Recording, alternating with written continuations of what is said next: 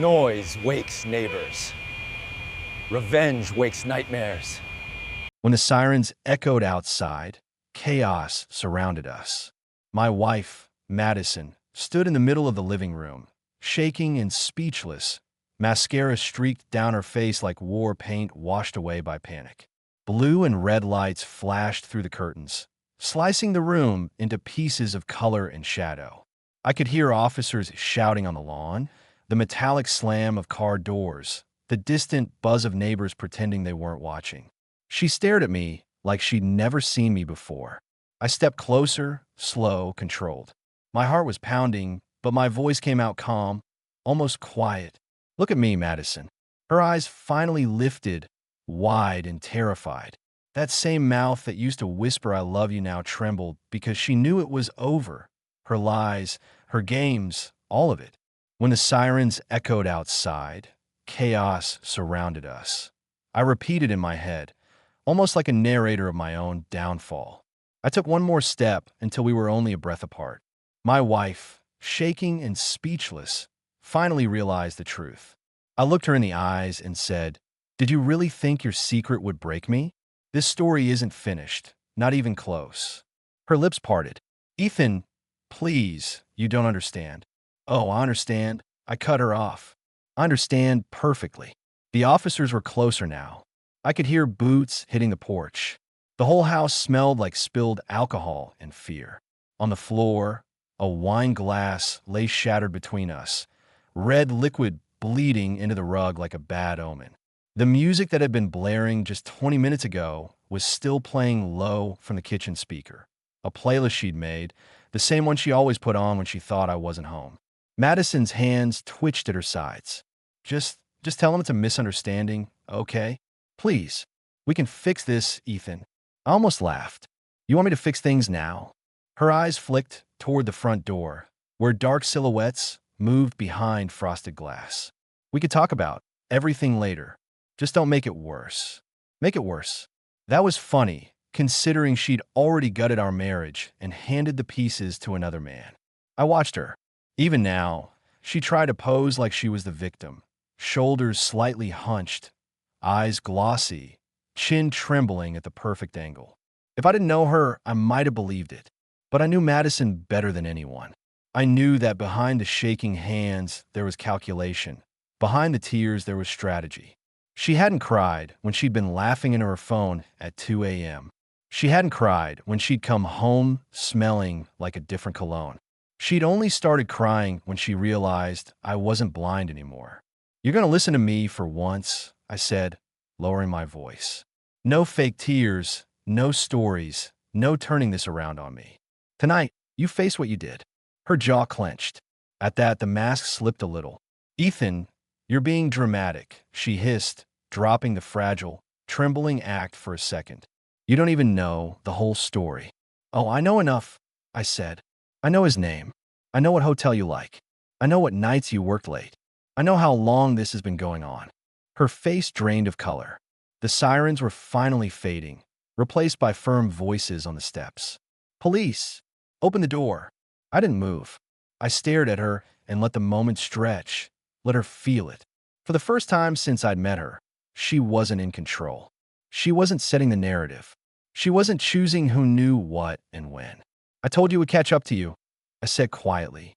"You thought you could play with me, with our life, and never pay for it." Madison swallowed hard. "You're not. You're not going to tell them everything, are you? You're not that crazy." I leaned in, close enough to see the tiny twitch at the corner of her eye, the one that always gave her away when she lied. "You already decided how crazy you needed me to be the day you chose to blow up our marriage behind my back." Her eyes narrowed. "You're being vindictive. You're being exposed," I replied. "Police. Last warning." The banging on the door got louder. Madison's voice dropped to a frantic whisper. "Ethan, if you say anything, you'll ruin my life. You'll ruin everything. Think about how that makes you look. Desperate. Pathetic. You really want to be that guy." And there it was, her real self slipping through the cracks. Not sorry, not remorseful, just scared her carefully curated world was about to shatter. I smiled. It surprised even me how steady it felt. You already decided what kind of guy I had to become when you turned me into the fool. I'm just finally stepping into the role you wrote for me." Footsteps retreated from the front door, then headed toward the back. They were circling the house now. Madison's voice trembled. "You don't have proof." Oh, she still thought this was a debate. "You think I came into this blind?" I asked. "You think I didn't double-check every message, every charge, every little girls' night that magically didn't include any girls?" Her face hardened, bitterness cutting through the panic. "If you hadn't been so boring, maybe I wouldn't have needed someone else." There it was, the knife she'd been holding behind her back. I exhaled slowly. There she is. She blinked. "Ooh, the real you," I said. "The one who never takes responsibility. The one who always needs more attention, more admiration, more drama. The one who burns everything down and then complains about the smoke." Boots hit the back steps. A flashlight beam cut through the kitchen window. Madison grabbed my wrist suddenly, nails digging into my skin. "Ethan, listen to me. Whatever you think you know, you don't. I can fix this. I can fix us. Just don't open your mouth. Let me talk. I'll handle it." The fact that she still thought she should be handling anything almost made me laugh. "You've been handling things for a long time, Maddie," I said slowly. "That's the problem." She tightened her grip. "If you ruin me, you ruin yourself too. People will know. They'll talk. You'll be the guy whose wife picked someone else. You'll never escape that." Her words were sharp, designed to stab where it hurt most. But something in me had already broken days ago, in a quiet parking lot with a hotel receipt in my hand. Tonight wasn't about breaking anymore. Tonight was about something else entirely. Red and blue light washed over us again as a flashlight beam moved across the curtains. I gently pulled my wrist from her hand. When the sirens echoed outside, chaos surrounded us. I repeated in my head, locking the moment into memory. My wife, shaking and speechless, finally realized the truth. I looked her in the eyes and said, "Did you really think your secret would break me? This story isn't finished. Not even close." Then I turned toward the sound of the officers calling my name, ready to tell them exactly how this night began. Long before the sirens, long before the shattered glass, back when the first tiny crack formed in a marriage I thought was unbreakable. If you really want to know where this night began, it wasn't with sirens or flashing lights. It started with something stupid, a receipt. 3 weeks before the chaos, I was sitting in my truck after a long shift. I'm an electrician, Ethan Cole, the guy who fixes everyone else's problems and ignores his own. I reached into the cup holder to grab some loose change, and my fingers brushed a small, folded piece of paper wedge between the seat and the console. At first, I thought it was mine. I'm messy like that. But when I opened it, I saw the logo of a downtown hotel. Not a cheap one either. The date was from a Thursday night, one of Madison's late office nights. 2 glasses of wine. 1 romantic package, whatever that meant. 1 room. Paid on her card. My chest tightened, but my brain tried to save me. Maybe it was for a work event. Maybe she picked something up for a friend. Maybe. No. I knew her business card number. This one was her personal card. I stared at the paper like it might rewrite itself if I gave it long enough. The truck was quiet. No music, no calls, just the distant sound of traffic and my breathing suddenly too loud. I could have confronted her that night. I didn't, because that's not how you survive being married to someone like Madison. You don't confront. You observe. You collect. That night when she came home, she looked perfect. Hair smooth, makeup freshened like she hadn't just worked a 10-hour day. She walked in smelling like expensive perfume and something faint underneath, something masculine. "Hey, babe," she said casually, dropping her purse on the counter. "You're home early." It was nearly 10 p.m. "Got off a bit sooner than usual," I said, watching her. "You?" She shrugged, kicking off her heels. "Late meetings. You know how it is." "Productive?" I asked. She smirked, eyes flicking away for a second, like she was replaying something in her head. "Oh yeah, very productive." Back then, that one line slid right past me. But 3 weeks later, standing in the glow of my phone at 2 a.m., it would replay in my mind with a whole new edge. The changes didn't come all at once. They leaked in like a slow poison. She started guarding her phone like it was a newborn child. It used to be face up on the table. notifications popping up with no concern. Now I was always face down, always on silent. She'd angle the screen away from me, tilt her body if I walked by. Once I saw a name flash across the top before she flipped it over, so fast the glass nearly cracked. "Who's that?" I asked. "Work," she said immediately. "Boring stuff." That became her favorite word. Boring.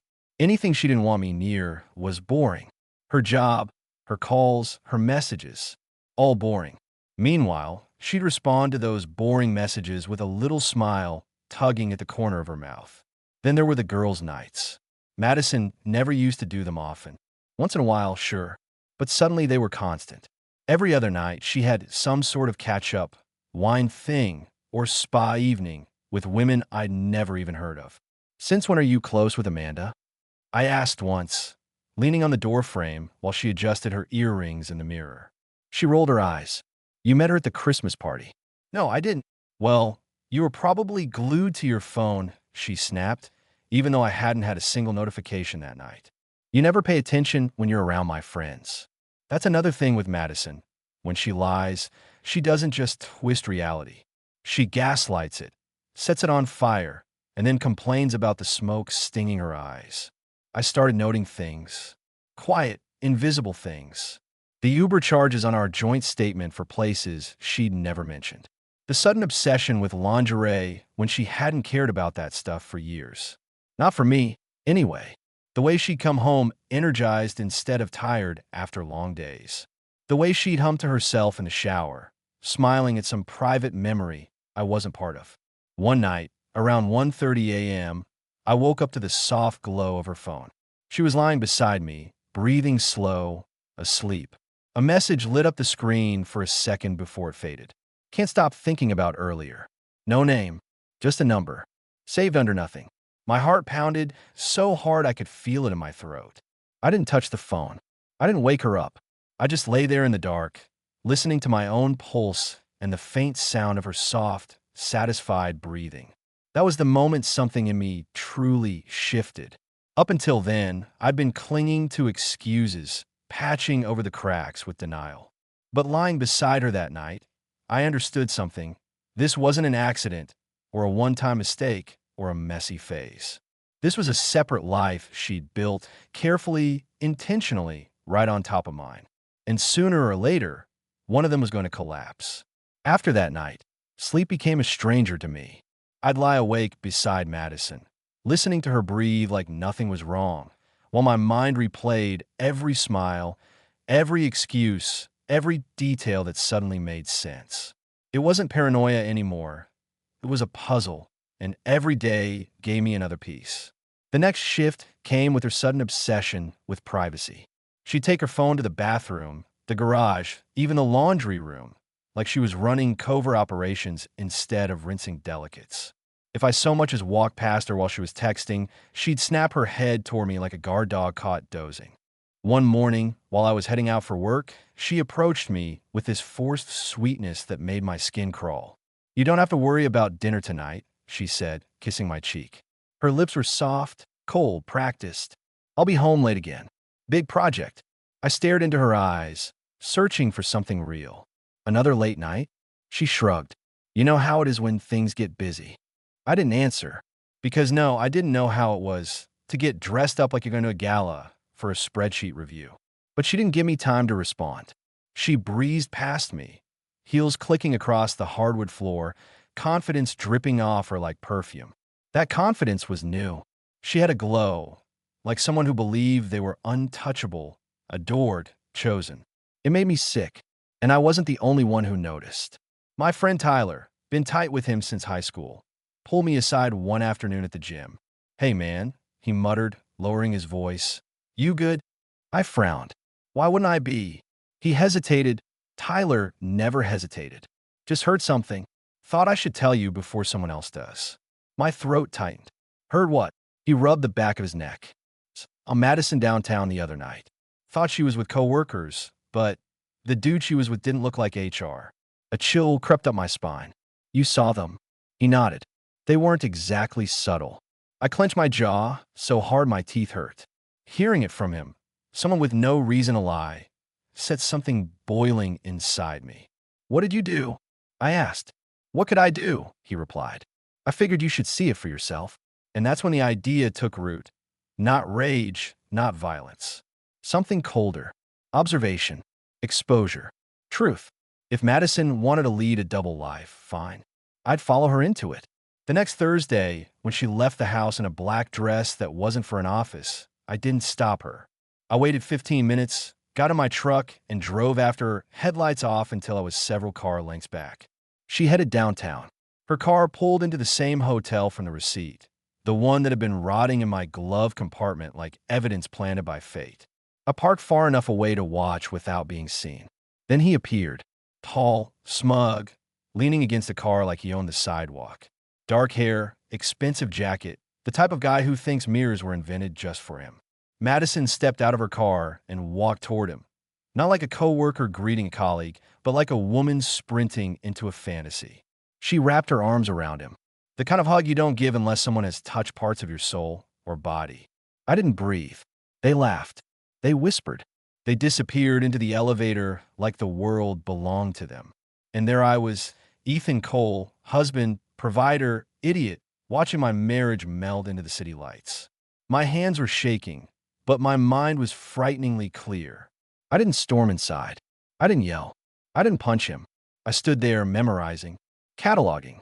Every movement, every detail, every second that proved I hadn't lost my mind. She'd simply lost her loyalty. I drove home without turning on the radio. The silence was louder than any siren that would eventually flood our house. When Madison returned hours later, her lipstick smudged, her hair tousled just enough to pass as accidental, she tried to slip into bed without waking me. "I missed you," she whispered.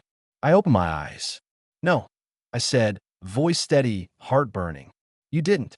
She froze for a fraction of a second, then smiled. That smile wasn't apologetic. It wasn't ashamed. It was triumphant. She thought she'd gotten away with it. And in that moment, I understood something terrifying. Madison didn't think she was cheating. She thought she was upgrading. But she forgot one thing. When you remodel your life without clearing the foundation, sooner or later, everything collapses. And I was no longer interested in holding up the roof. The thing about knowing the truth is this. Once you see it, you can't unsee it. It doesn't fade. It doesn't soften. It doesn't let you pretend.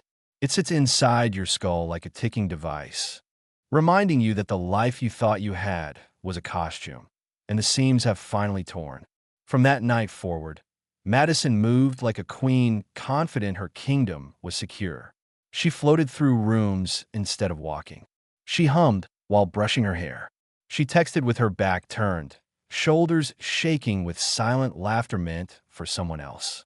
She took longer showers, used new perfume, and bought clothes she never intended for my eyes. To her, I was already a relic, furniture she hadn't bothered to haul out yet.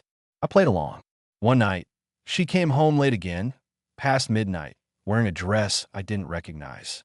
Her hair was windswept, lipstick faintly smeared, cheeks flushed. She entered like someone stepping out of a limousine onto a red carpet.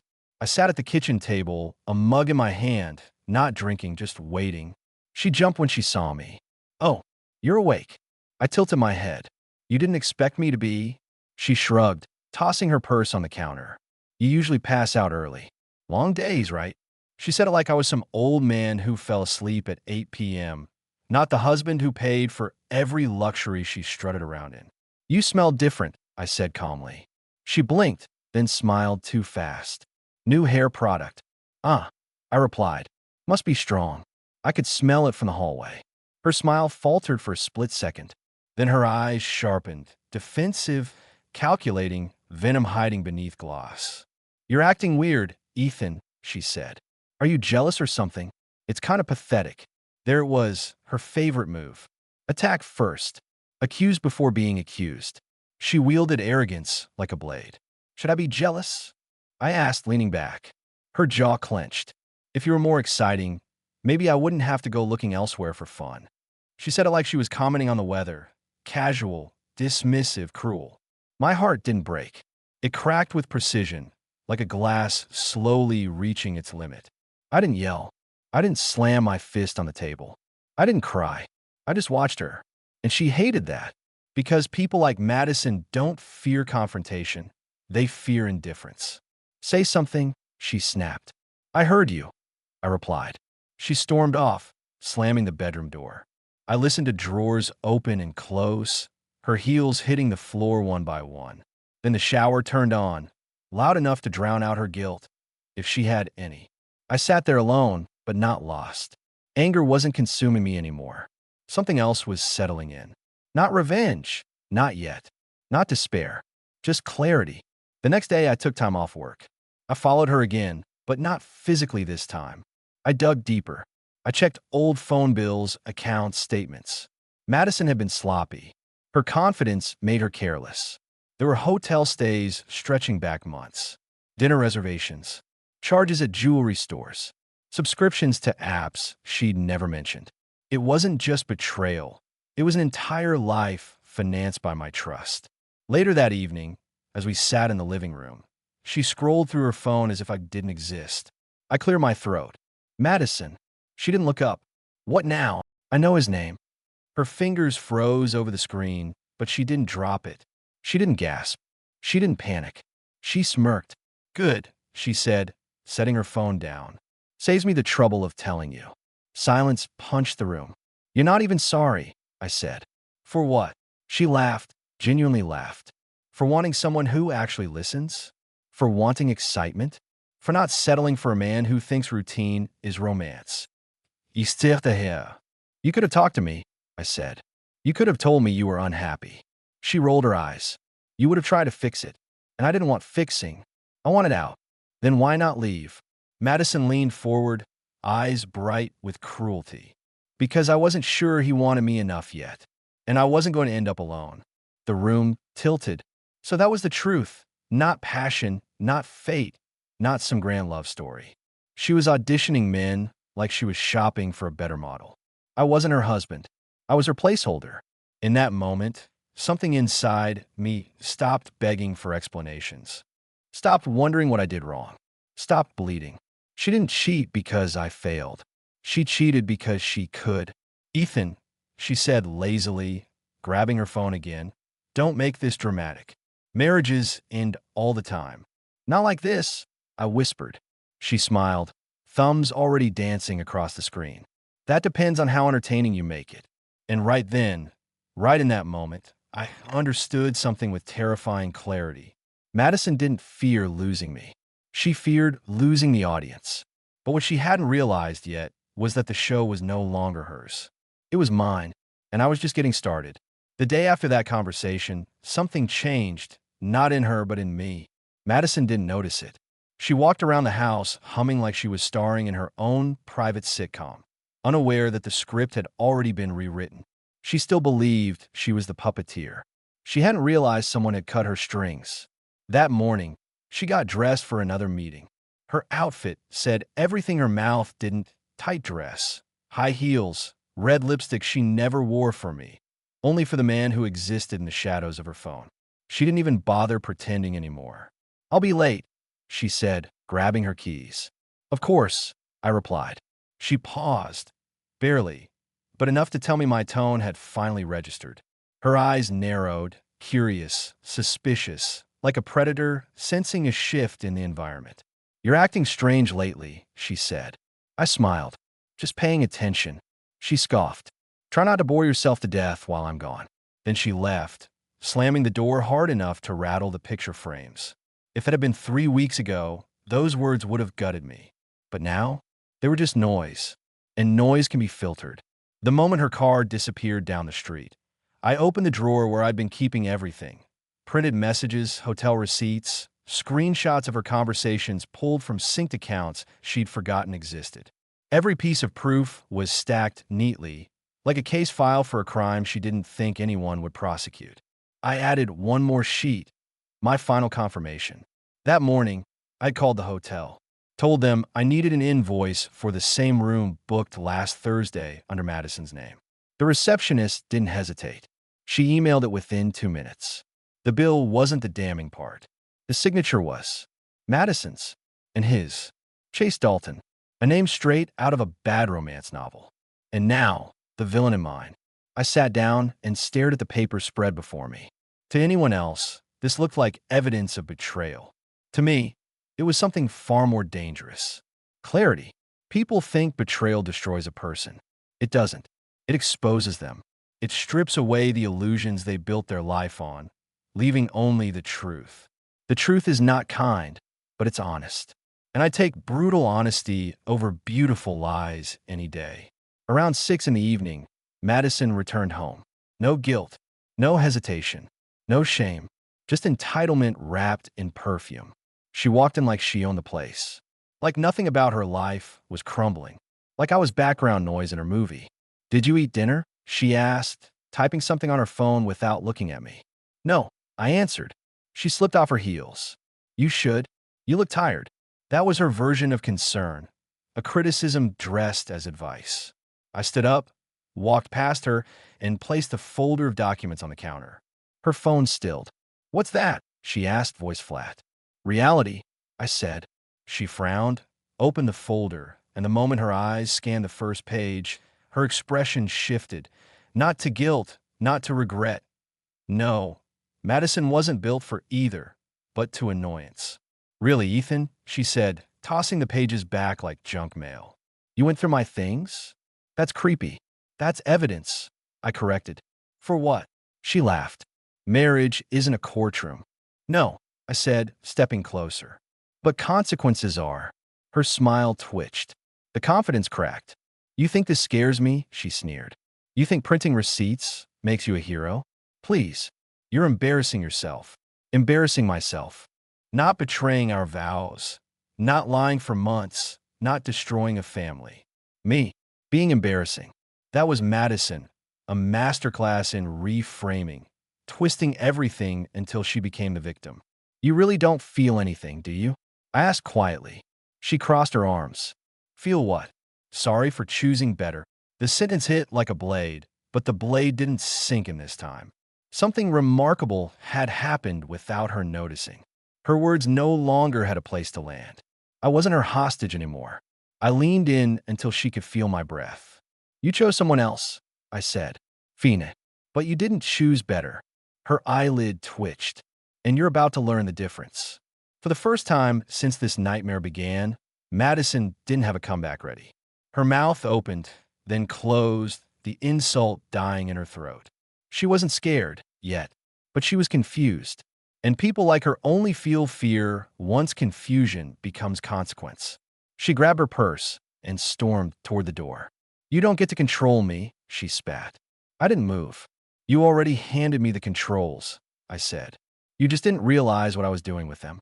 She froze. That was the moment she finally understood. I wasn't chasing her anymore. I was waiting for her to run. Because sooner or later, every liar runs. And every truth follows. And I had just begun tracking her down. Madison didn't come home that night. I didn't expect her to. People like her don't stay where truth exists. They flee toward applause, toward attention, toward the next stage where they can perform without interruption. Around midnight, I sat alone in the living room, the glow of a single lamp turning the walls into long shadows. The house felt unfamiliar, like a place I once lived in, but now only rented space within. Every photo on the shelves, smiles, vacations, holidays, looked staged like props from a life I'd been tricked into acting in. My phone buzzed. A message from an unknown number. "You don't have to make this ugly. Walk away. Nobody needs to get hurt. No signature. No explanation." But I didn't need one. Chase, the man whose existence had taken everything I believed and set it on fire. I stared at the text, letting the words seep in. The arrogance, the entitlement, the idea that he got to decide what was ugly, as if ugliness didn't begin the moment he touched what wasn't his. I typed back, "I don't hurt people. I reveal them." I didn't send it. Not yet. There's power in silence. It gnaws at the guilty like rust on steel. I turned off my phone, placed it face down, and finally slept. Not peacefully, but with purpose. The next morning, Madison stormed into the house like a hurricane disguised in expensive fabric.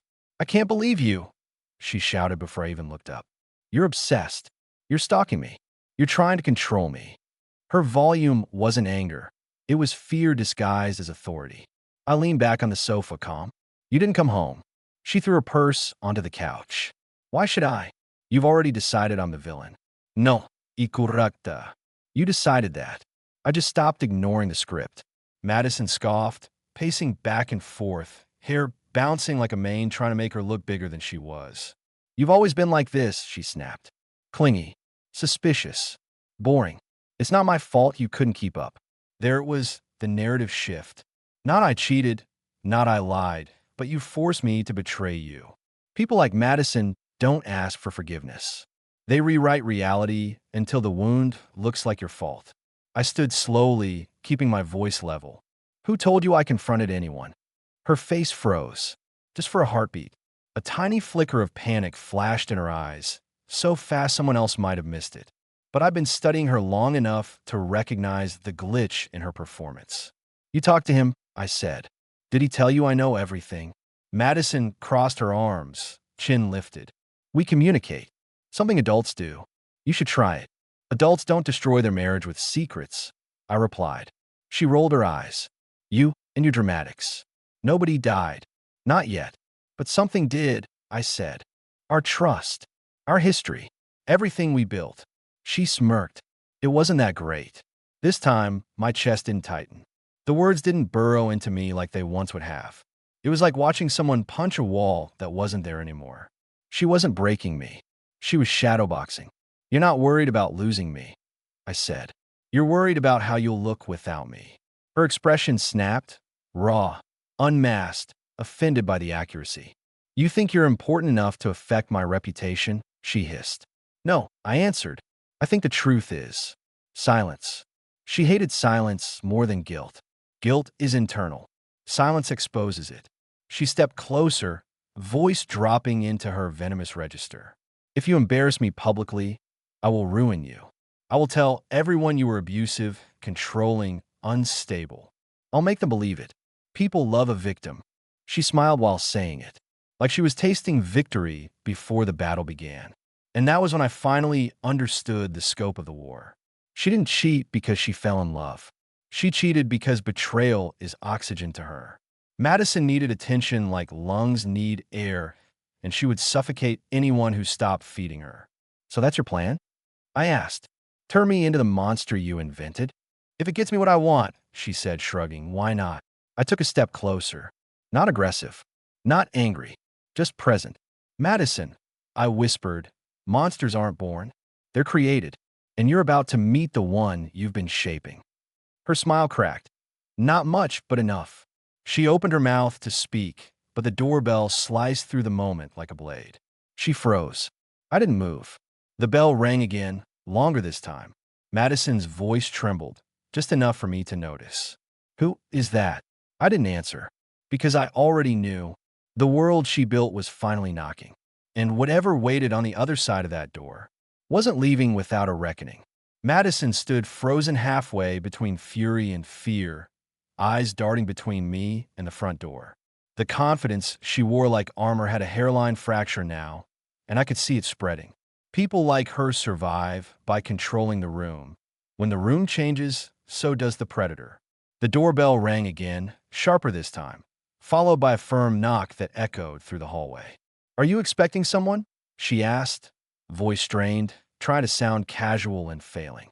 No, I said, and the simplicity of the answer twisted the air tighter around us. Madison swallowed hard. Then who? Before she could finish, the knock returned, 3 times, louder, like someone who already knew they would be let in. I walked toward the door with a steady pace. Madison followed, a few steps behind, pretending not to be scared but gripping her arms like she was holding herself together. She wasn't used to being unsure. She wasn't used to suspense. She wasn't used to not knowing. The handle felt cold as I turned it. When the door swung open, Madison made a noise, not a gasp, not a scream, something between shock and disbelief. Tyler stood on the porch. My best friend, the same man who warned me. The one person Madison couldn't manipulate because she'd never cared enough to study him. But he wasn't alone. In his hand was a thin black folder, the kind used for formal documents, not friendly visits. Madison stiffened. What are you doing here? Tyler ignored her. His eyes were locked on me. We need to talk, he said. Not a request. A statement. I stepped aside and let him in. Madison lingered in the doorway like the house might burn if she crossed the threshold. When Tyler placed the folder on the coffee table, something inside me shifted again. Not anger, not panic, a quiet inevitability. Madison finally broke the silence. I swear, if this is another pathetic attempt to... Tyler turned to her, voice flat. You should sit down. Madison laughed, a brittle metallic sound. No, I'm not sitting in my own home like some criminal. Tyler's expression didn't change. Then stand. But listen. Madison crossed her arms, chin raised, but her eyes flicked to the folder like it might explode. Tyler looked at me. After you called me about the hotel, I did some digging. Turns out Chase isn't just some guy. He's been involved in, he hesitated, glancing at Madison, situations like this before. Madison's face drained of color. For the first time since this nightmare began, she looked unprepared. What situations? I asked. Tyler opened the folder. Documents, articles, screenshots. Not about the affair, about Chase Dalton. Fraud, emotional manipulation, financial exploitation, multiple women, different cities, same pattern. Madison's voice cracked. That's not true. You don't know him. No, Tyler said, you don't. You think you do because he told you a story. Guys like him always do. Madison took a step forward, shaking her head so hard her hair whipped across her face.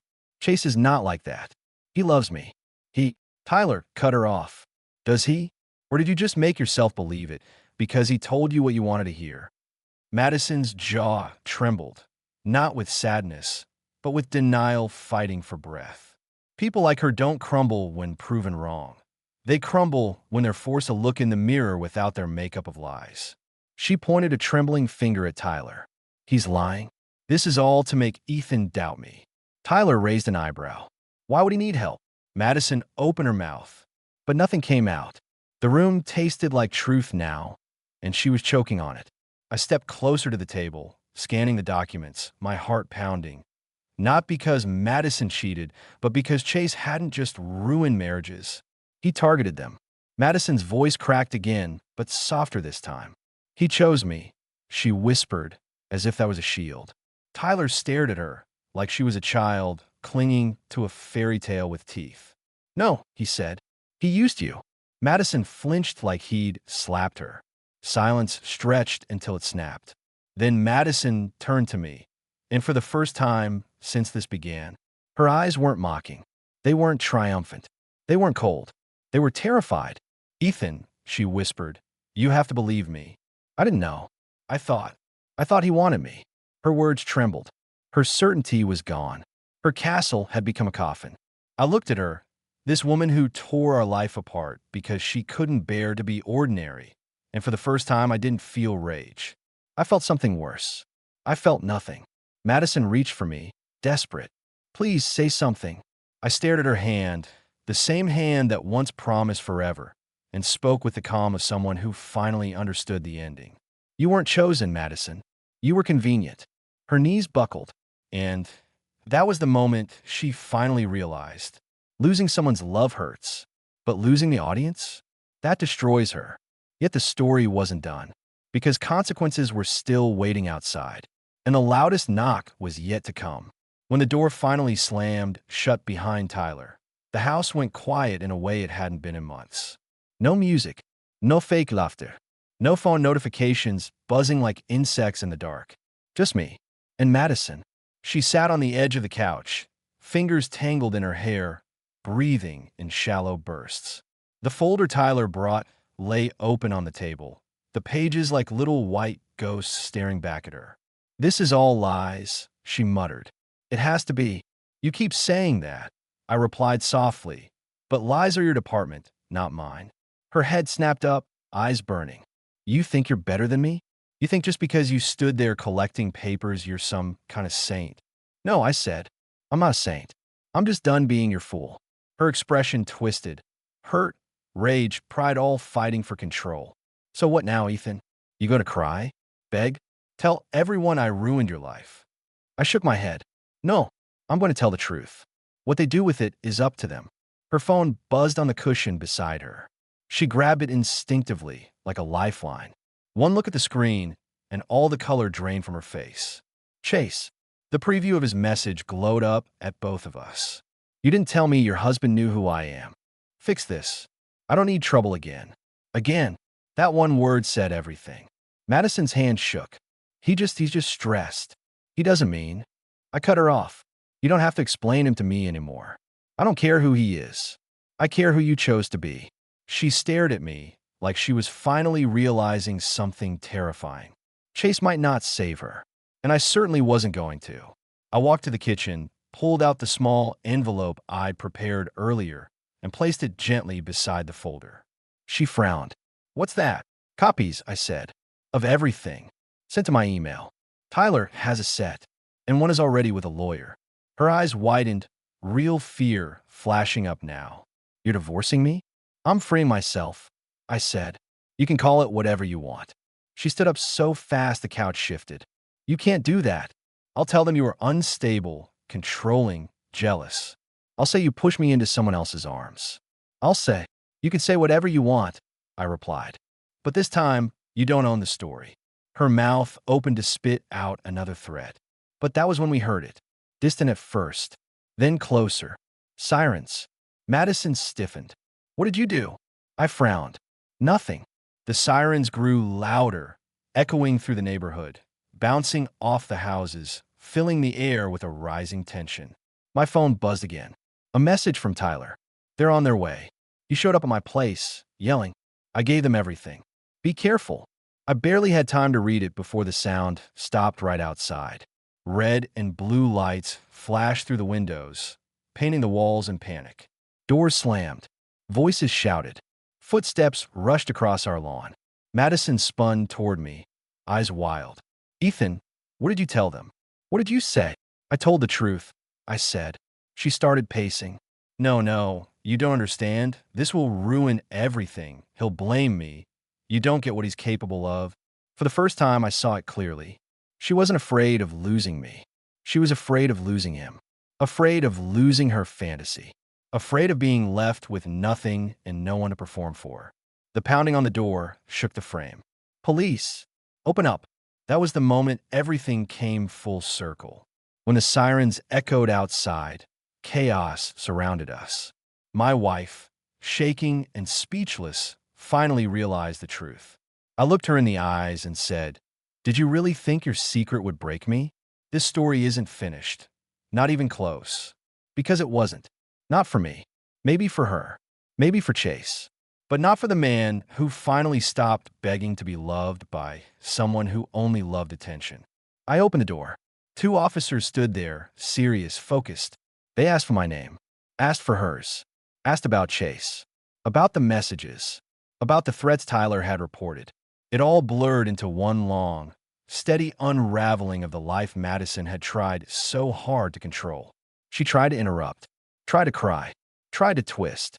But the more she spoke, the more obvious it became. She wasn't a victim. She was the storm that drew in the lightning. When it was over, when statements were taken and the door finally shut again, Madison sank to the floor, mascara smeared, hair tangled, breath shaking. Ethan, she whispered, what am I supposed to do now? I looked at her, not with hatred, not with longing, but with a calm I'd fought hard to earn. You live with what you chose, I said, like I had to live with what I ignored. I took my keys, my bag, and the folder that mattered most, my copy. At the door, I paused. For what it's worth, I added, it didn't break me. You woke me up. I left the house that night, not as a broken husband, but as a man who finally understood his own worth. And if anyone ever asked me what I learned from all of it, I'd say this. If someone shows you that their loyalty is for sale, don't bargain. Walk away. Some stories don't need saving. They need an ending.